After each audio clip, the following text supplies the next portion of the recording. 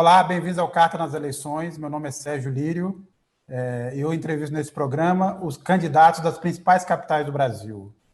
O critério de convite dos candidatos leva em conta a relevância do partido, a diversidade ideológica, a posição nas pesquisas e a trajetória do postulante ao cargo.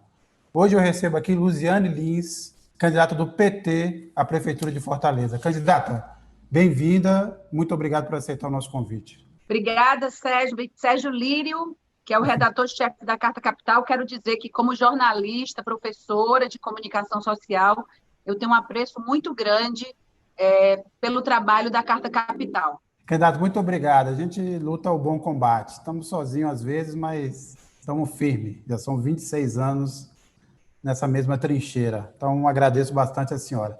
Antes da gente começar a entrevista, vamos conhecer um pouco a trajetória da candidata. Jornalista, Luziane Lins governou Fortaleza por 2 mandatos, vereadora da capital cearense e deputada estadual. Licenciou-se do seu 2º mandato de deputada federal para, mais uma vez, concorrer à Prefeitura de Fortaleza.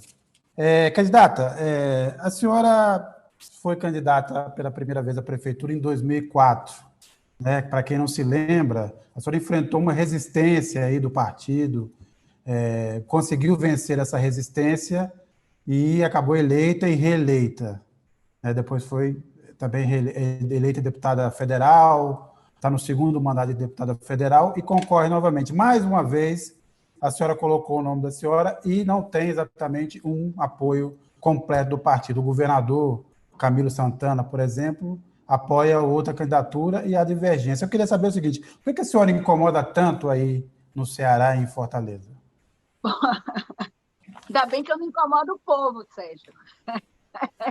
Ao contrário, o povo gosta de mim, acho que exatamente por isso, porque eu acho que a gente dá um recado do jeito que a gente acredita que as coisas devam ser. Nós temos lado, temos partido. Eu estou no PT, o único partido que eu me filiei toda a minha vida. Não teria sido melhor, quer dizer, a gente está no momento seguinte, há uma disputa aí, obviamente, em Fortaleza, as últimas pesquisas dão como, na liderança das pesquisas, um candidato ligado ao bolsonarismo, e a pergunta que sempre tem, obviamente, para todos os integrantes do campo progressista não teria sido melhor buscar uma frente ampla, um arco de alianças maior, porque a senhora está sendo candidata numa chapa puro sangue. Obviamente, também a senhora, neste momento, segundo as pesquisas, ocupa o 2º lugar e iria para o 2º turno com o candidato Capitão Wagner, né? Não, mas, de qualquer forma, por que não foi possível? Não teria sido melhor tentar uma aliança mais ampla de partidos progressistas, aí também em Fortaleza? Mas nós tentamos, Sérgio.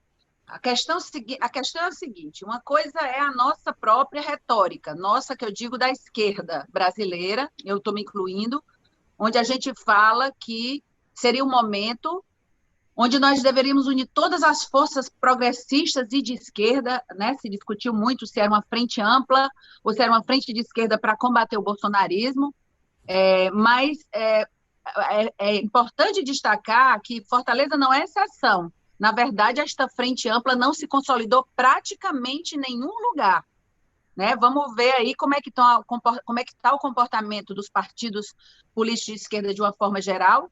Eu vou falar no caso aqui, mas eu conheço um pouco a realidade em todo o Brasil, onde aqui refletiu, o que aconteceu aqui refletiu-se pelo Brasil afora também, né? Não a partir de Fortaleza, mas todo mundo meio que tem 2 desafios pela frente, que daqui a pouco eu falo. Mas vamos lá.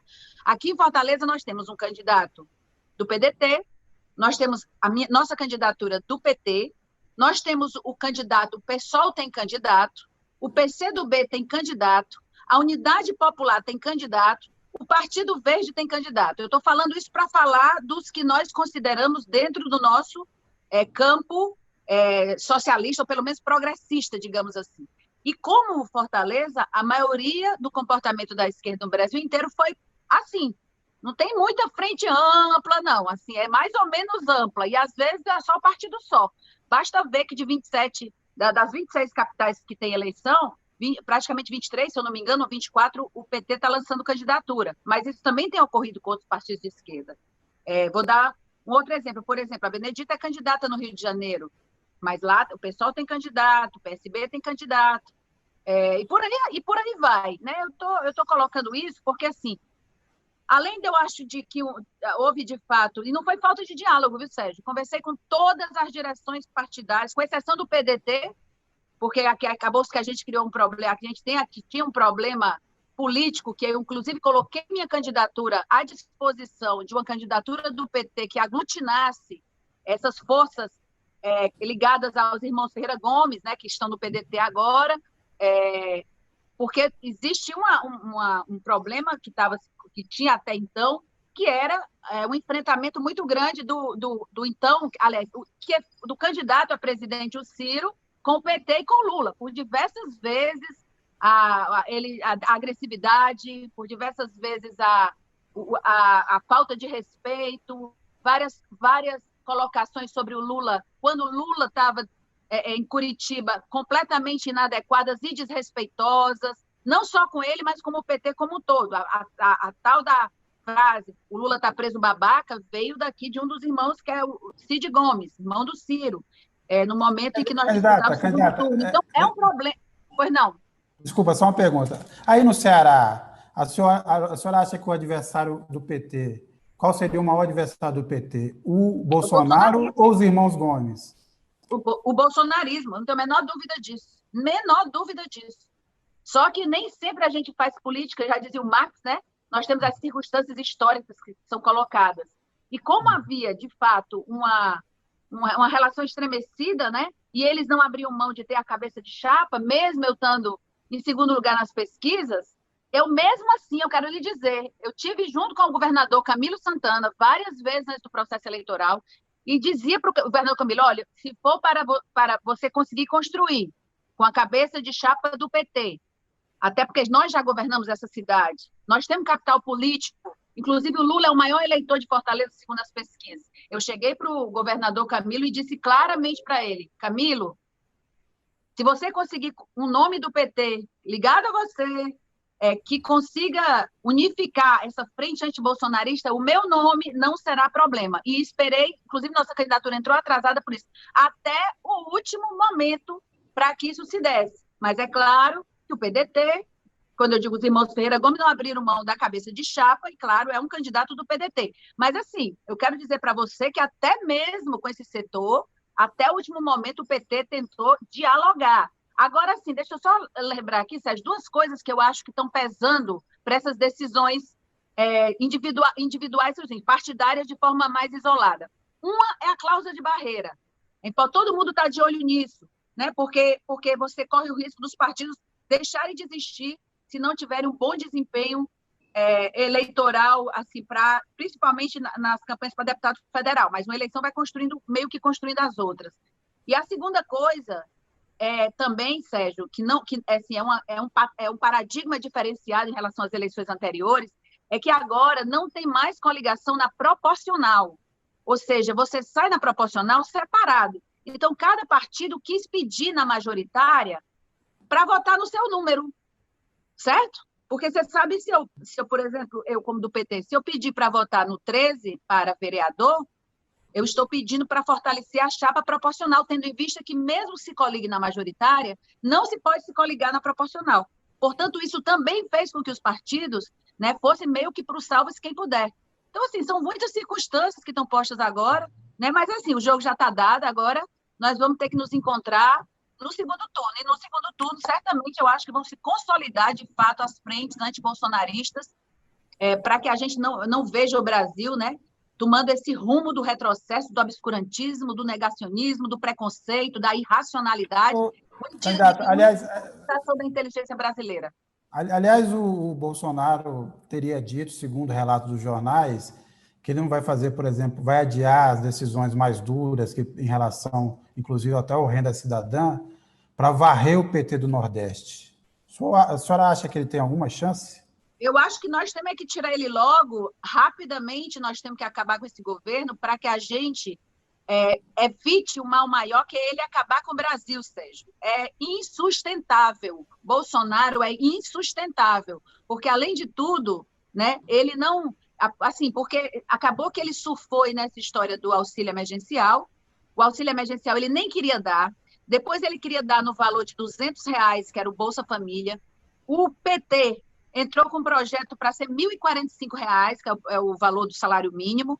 E aí, depois de muito debate, o presidente da Câmara entrou, a oposição como um todo se fortaleceu, veio que o Centrão veio ajudar, e no final nós conseguimos R$ 600 de auxílio emergencial, que ele sempre foi com os prazos até o limite para poder sancionar os projetos que deram auxílios emergenciais, e várias categorias ficaram, inclusive, sem receber. É bom que se diga isso. Foi dado para o primeiro projeto, mas ele não teve um projeto setorizado de setores da informalidade, de setores que têm da renda familiar, da agricultura familiar, os quilombolas, os assentados à reforma agrária, todos esses tinham cabeleireiros, manicures, ou seja, trabalhadores autônomos da beleza, várias categorias como essa. Teve um projeto de lei que foi aprovado pelo Senado e Câmara posteriormente, que ele nunca botou para frente. Ao contrário, ele vetou todas essas categorias. Porque tinha pescador artesanal, marisqueira. Vamos pensar que esses aí estão sem essa renda. E aqui em Fortaleza, que é tão drástico assim, a questão da desigualdade, nós estamos falando de uma capital, eu digo isso porque governei, sei de perto o que é você ter uma capital com um dos maiores índices de desigualdade social, que você sabe que é o quê? Os poucos ricos são muito, muito, muito ricos, e nós temos uma base da pirâmide gigantesca. Só para você ter uma ideia, são quase... Depois da pandemia, isso se agravou. Mas até a pandemia, eram 70% dos fortalezenses que têm renda ganham de 0 a 2 salários mínimos.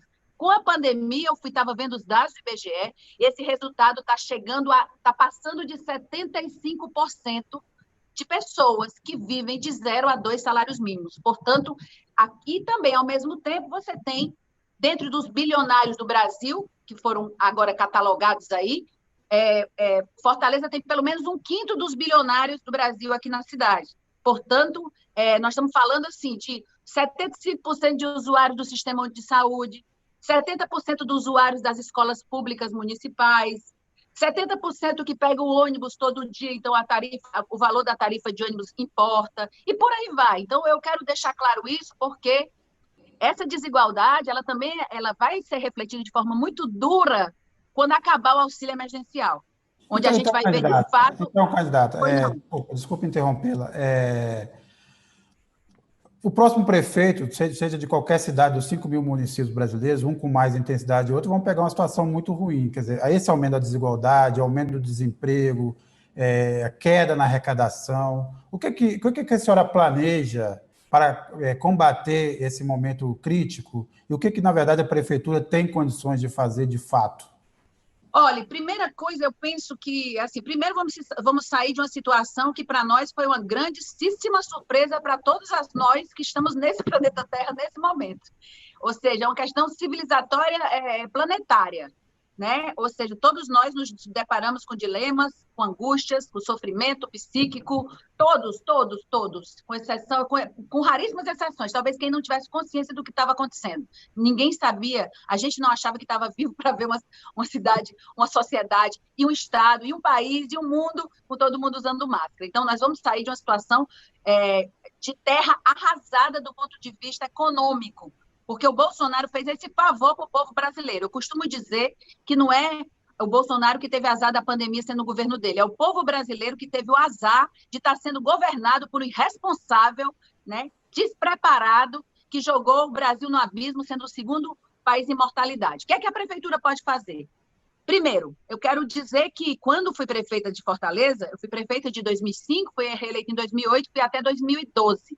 Depois do primeiro ano de governo, que foi, digamos assim, o ano para botar a casa em ordem, a partir de 2006 até 2012, Fortaleza, segundo o Ministério do Trabalho, foi a cidade que mais gerou emprego de carteira assinada do Nordeste durante todos esses anos seguidos.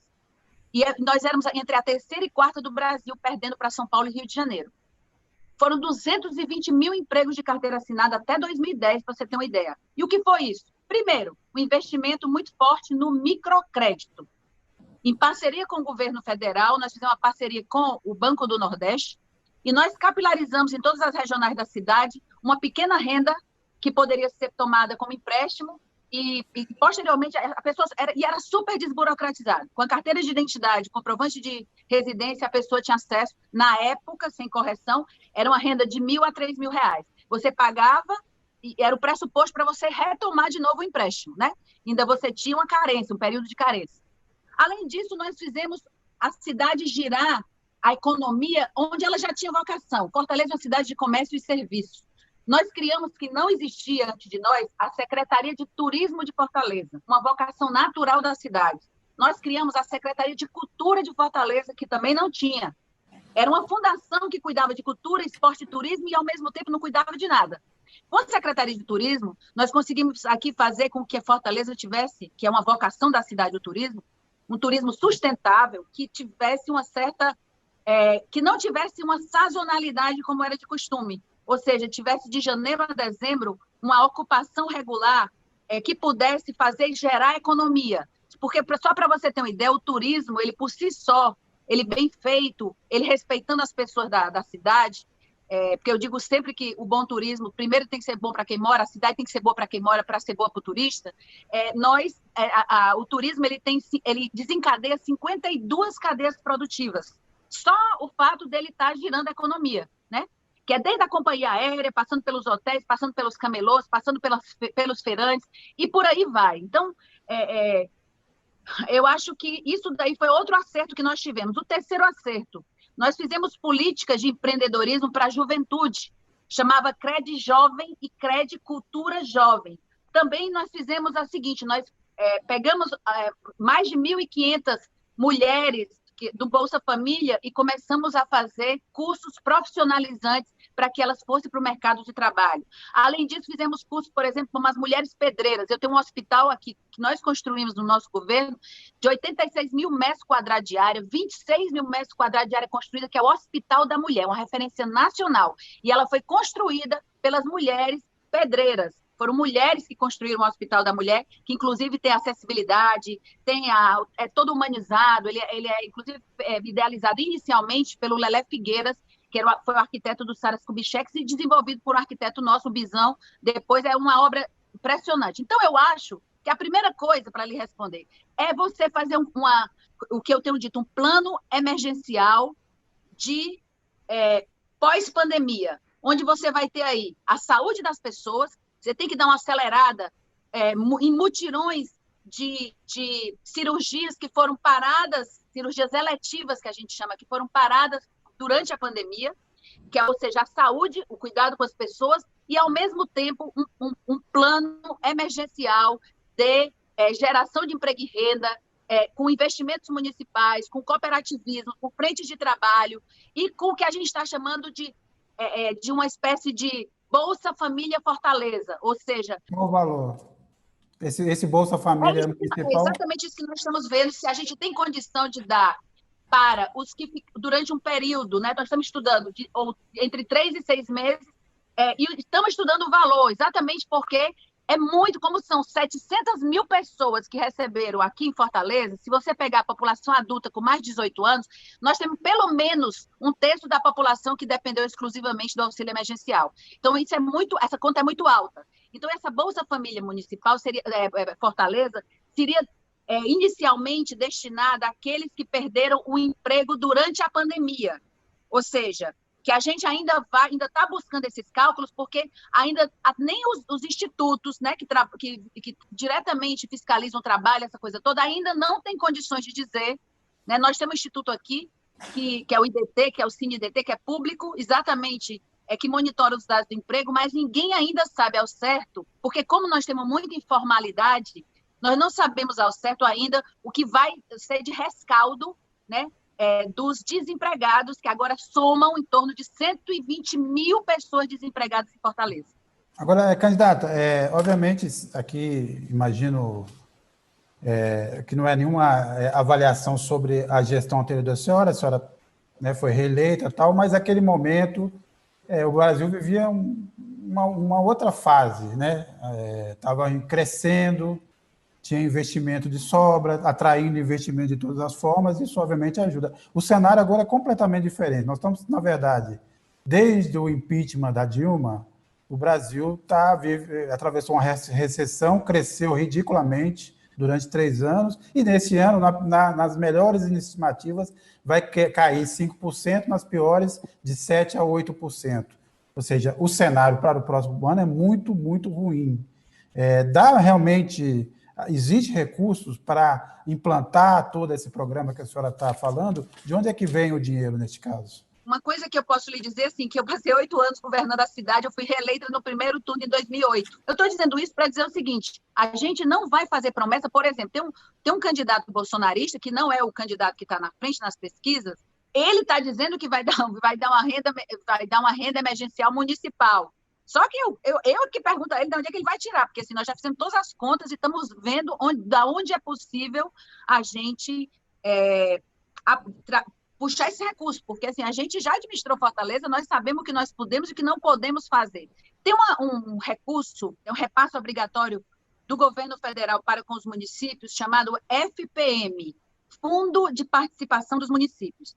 Fortaleza é a cidade que tem o maior fundo de participação dos municípios do Brasil, exatamente pela enorme quantidade de pessoas que vivem com alto grau de vulnerabilidade e, ao mesmo tempo, a quantidade de pessoas que moram na cidade. Candidata, por que a senhora acha, por que a senhora, na verdade, dirá e diz ao eleitor por que ele deveria reconduzir a senhora à Prefeitura de Fortaleza? Eu acho que, primeiro foi uma discussão para mim, porque eu estou exercendo o cargo de deputada federal, mandato, né? Tem sido muito importante, eu estou na CPMI das fake news, né? Pude trazer alguns debates que eu queria muito nacionalizar, tem sido muito, muito bacana, né? Eu tenho honrado os votos, cada voto, eu tive muitos votos, quase 200 mil votos para deputada federal, eu tenho honrado de forma muito vigorosa todos esses votos aí, votando a favor dos trabalhadores brasileiros e do povo de uma forma geral.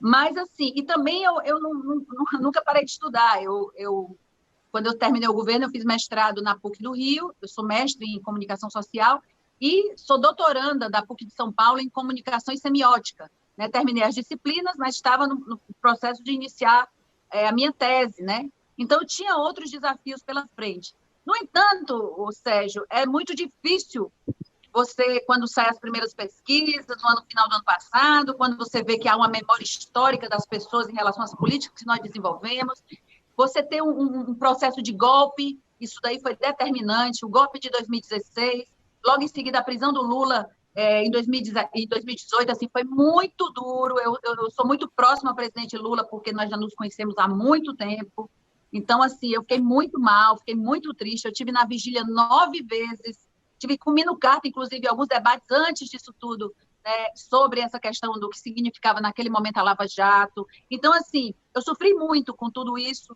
Eu ia para a vigília para ficar só olhando ali para a Polícia Federal, mas, assim, para dar minha força, né, pessoalmente, estar ali encorajando alguém que deu tanta força para a gente, e é quem me inspira muito. O presidente Lula tinha a convicção que a gente tinha que ter candidatura própria em Fortaleza, e ele era um dos mais entusiastas com a minha candidatura, talvez muito mais do que eu, né? Mas, assim, eu tenho dito assim, que eu estou com muita energia para cumprir essa tarefa, e eu acho que as pessoas têm que... Porque, assim, na época, quando eu fui prefeita, Sérgio, ninguém perdeu. Ninguém perdeu. Nem os bacanas daqui perderam, todos foram muito bem tratados, corretamente tratados, e nem o povo. Quem mais ganhou foi o povo, mas também toda a cidade. Nós criamos o maior Réveillon o segundo maior Réveillon popular do Brasil, nós criamos o pré-carnaval, nós criamos um setor importante que dinamizou aqui o setor imobiliário. Estou falando isso para falar das políticas, digamos assim, que impactaram também o setor empresarial, né? Uma cidade que viveu em paz, uma cidade que era muito menos violenta, uma cidade que tinha os laços de construção de uma rede de assistência social, de saúde pública, da atenção primária. Olha, só para você ter uma ideia, nós reduzimos dados do Ministério da Saúde. Aquele mesmo ciclo virtuoso que eu falei para você, de 2006 a 2012, o governo Lula estava reduzindo a mortalidade materna. A gente dobrou o número do governo Lula, que já vinha reduzindo, nós diminuímos 50% da mortalidade materna durante esse período.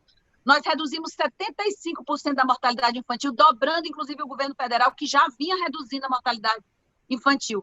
Então, assim, porque a cidade quer voltar a ter essas delicadezas, que ela seja vista como um todo. O que acontece hoje em Fortaleza? É uma cidade onde a área nobre é bem cuidada, mas a periferia está largada. Os 80% que moram na periferia estão completamente desassistidos com pequenas coisas, pequenas delicadezas. Quando eu fui prefeita, Sérgio, eu passei o primeiro governo sem aumentar uma vez a passagem de ônibus. Eu tive que conversar com os empresários, criamos a tarifa social, os domingos é bem mais barata a passagem, criamos um sistema integrado de ônibus, e no segundo governo, durante os 8 anos, só teve 2 aumentos de passagem de ônibus. Por quê? Porque a gente entendeu que a família brasileira era gasta em torno de 20% da sua renda com transporte, com mobilidade urbana. No momento em que a gente incrementou isso aí, que a gente pediu a ajuda dos empresários, que a gente também se impôs do ponto de vista como o grande organizador do sistema de transporte público, a gente teve 20% a mais de pessoas que começaram a ingressar no sistema de transporte público. Então, assim, por isso tudo é que eu acho que é necessário a gente retomar esse caminho. Fortaleza deve retomar esse caminho, reconstruindo esses laços que foram perdidos, mas, ao mesmo tempo, olhando para frente, sendo uma cidade que se moderniza, ao mesmo tempo que cuida do seu povo. Então, assim, eu não podia fugir a essa missão que a história me deu, que é, nesse momento, tá falando do nosso legado, do legado do presidente Lula, do Brasil que quer se ver empoderado, dos negros e negras, da luta contra o preconceito contra a população LGBTQ+, a questão de ver a cidade como um espaço para todo mundo, onde você tem mulheres, homens, você tem pessoas de gerações diferenciadas, você tem os idosos, você tem as crianças, você tem os jovens, cada um tem o direito à cidade. Nós temos, então, corte de geração, nós temos corte de gênero, nós temos as pessoas com deficiência que precisam também usufruir da cidade e tem o direito a ela, são 10% da população. Então, assim, por tudo isso, nós fizemos esse dever de casa bem direitinho, olhando para cada pessoa, na sua singularidade, na sua diversidade, e, acima de tudo, tentando reduzir a desigualdade social. E, por fim, os índices que nós temos é que esse último governo, ele,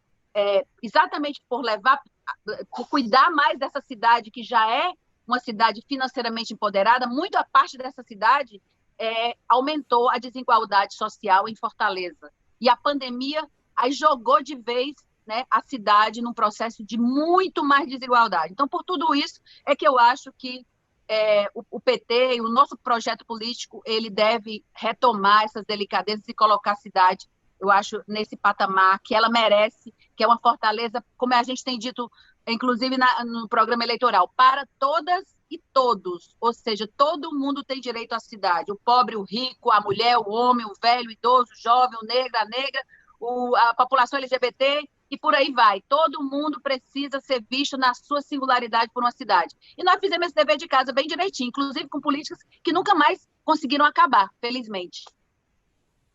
Eu recebi aqui Luziane Lins, candidata do PT à Prefeitura de Fortaleza. Candidata, mais uma vez, muito obrigado por ter nos atendido e boa sorte na campanha. Eu que agradeço, Sérgio. Muito respeito, e muita admiração pelo trabalho jornalístico de vocês. Um beijo pro Mino Carter, eu sou fã dele, certo? E estamos juntos aí. Vamos para frente aí. Reconstruir esse Brasil também. Fora Bolsonaro! Até a próxima e continue acompanhando a nossa programação.